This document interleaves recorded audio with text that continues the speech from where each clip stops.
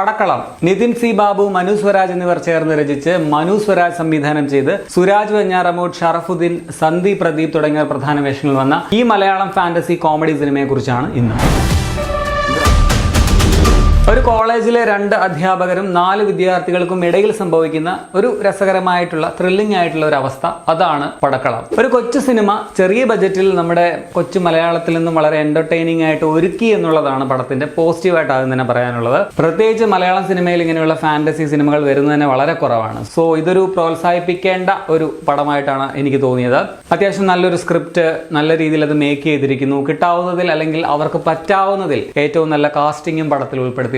കോമഡിയുടെ കാര്യം പറഞ്ഞാൽ അങ്ങനെ തലകുത്തി മറിഞ്ഞ് ചിരിക്കാനുള്ള അങ്ങനത്തെ സംഭവമൊന്നുമില്ല. ഫസ്റ്റ് ഹാഫിലൊക്കെ ചില കോമഡികളൊക്കെ ഭയങ്കര ചീഞ്ഞതായിട്ടും ഫീൽ ചെയ്തായിരുന്നു. ചില കോമഡി എന്നാൽ നൈസായിട്ട് തന്നെ വന്നിട്ടുണ്ട്. പ്രത്യേകിച്ച് സെക്കൻഡ് ഹാഫിൽ, അതായത് ഇന്റർവെൽ ബ്ലോക്കിൽ ഒരു ഭയങ്കര രസമുള്ള ഒരു സംഭവം ഉണ്ടാകുന്നുണ്ട്. അതിനുശേഷം അതുമായിട്ട് ബന്ധപ്പെട്ട് വരുന്ന ചില കോമഡികൾ അത് നല്ലതായിട്ട് വന്നിട്ടുണ്ടായിരുന്നു. പ്രകടനങ്ങളിൽ എനിക്ക് ഏറ്റവും ഇഷ്ടപ്പെട്ടതും ആദ്യം തന്നെ എടുത്തു പറയാൻ തോന്നുന്നതും സന്ദീപ് പ്രദീപിന്റേതാണ്. നമ്മൾ പുള്ളിയെ ഫാലിമി, ജിംഖാന ഇതിലൊക്കെ കോമഡി കലർന്ന റോളുകൾ ഭംഗിയായിട്ട് ചെയ്യുന്നത് നമ്മൾ കണ്ടിട്ടുണ്ട്. ഇതിൽ 2 എക്സ്ട്രീം സ്വഭാവങ്ങൾ കാണിക്കേണ്ട ഒരു ക്യാരക്ടറാണ്. അത് ഭയങ്കര രസമായിട്ട് കൺവിൻസിംഗ് ആയിട്ട് തന്നെ അവതരിപ്പിച്ചിട്ടുണ്ട്. തീർച്ചയായിട്ടും മലയാള സിനിമയ്ക്ക് ഒരു ഭാവി വാഗ്ദാനം തന്നെയാണ് സന്ദീപ് എന്ന് പറയാം. കിടിലൻ പ്രകടനം തന്നെയായിരുന്നു സന്ദീപിന്റേത്.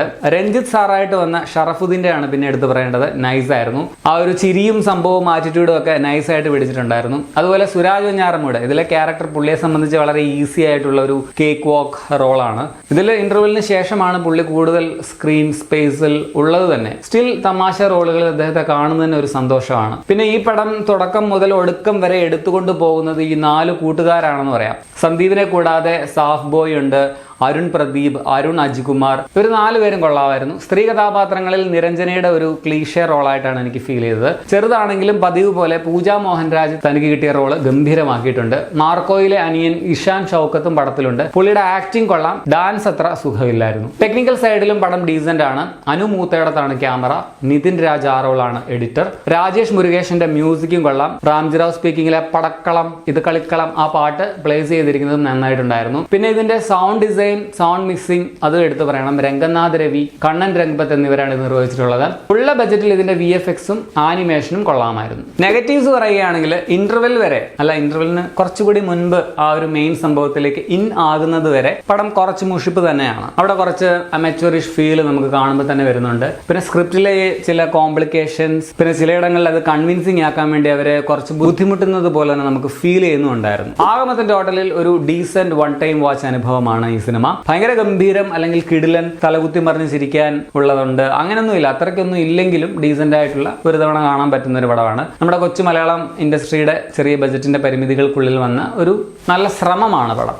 സോ നിങ്ങൾക്ക് ടൈമും പൈസയൊക്കെ ഉണ്ടെങ്കിൽ തിയേറ്ററിൽ പോയി കണ്ടാൽ ഒരു നഷ്ടമാവില്ല എന്നാണ് എൻ്റെ ഒരു അഭിപ്രായം. ഞാൻ കണ്ട തിയേറ്ററിൽ എണ്ണിപ്പെറുക്കി 8-9 പേരെ ഉണ്ടായിരുന്നുള്ളൂ. നല്ല റിവ്യൂസ് ഒക്കെ ഇന്നലെ തന്നെ വന്നിട്ടും പടത്തിന്റെ അവസ്ഥ ഇതാണ്. വിജയിക്കുമോ എന്നതുകൊണ്ട് എനിക്ക് അറിയില്ല. പറ്റുമെങ്കിൽ അതുകൊണ്ട് നിങ്ങൾ ഫാമിലി ആയിട്ട് തന്നെ കാണുക. കുട്ടികൾക്കും കാണാവുന്ന പടമാണ്. അങ്ങനെ ഭയങ്കര വയലൻസ് ഒന്നുമുള്ള പടമല്ല. 2 മണിക്കൂർ 4 മിനിറ്റാണ് സിനിമയുടെ റൺ ടൈം. അപ്പോൾ നിങ്ങൾ ഈ പടം കണ്ടുള്ളവരാണ് നിങ്ങളുടെ അഭിപ്രായം കമന്റിൽ രേഖപ്പെടുത്തുമല്ലോ. ശരിയാണ്.